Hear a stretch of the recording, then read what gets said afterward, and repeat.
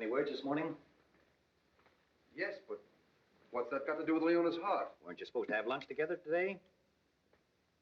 Yes?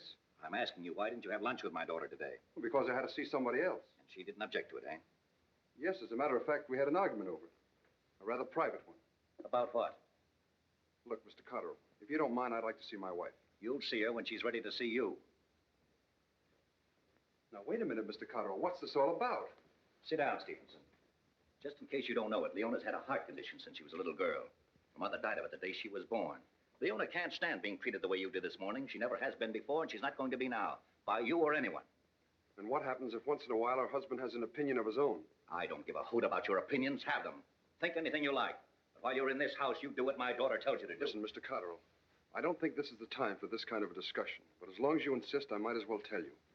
The argument I had with Leona this morning was about a very important decision. Oh, nonsense. A decision I made as much for the sake of my wife's future as for mine. And now, if you'll excuse me. And it was for the sake of her future that you had lunch today with Bill Ferguson, eh? Well, did you get the job? No, I didn't. You think you're so bright, Mr. Stevenson. But it so happens that Bill Ferguson sells me $2 million worth of dyes every year. Who do you think he's going to care more about, you or me? So that's what's happened. Now, let's see. Who else in Chicago would you like to have lunch with? About a job. Go ahead, I'm open to suggestions. Face up to it, Stevenson. You haven't a chance.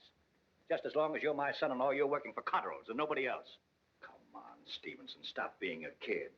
If you really cared for Leona the way I do, I'm sure you'd have done the same thing in my place. Besides, you haven't done so badly for yourself. And even if you think you have, it's still a whole lot better than Grassville. Now, you'd better go and see Leona. She's asking for you.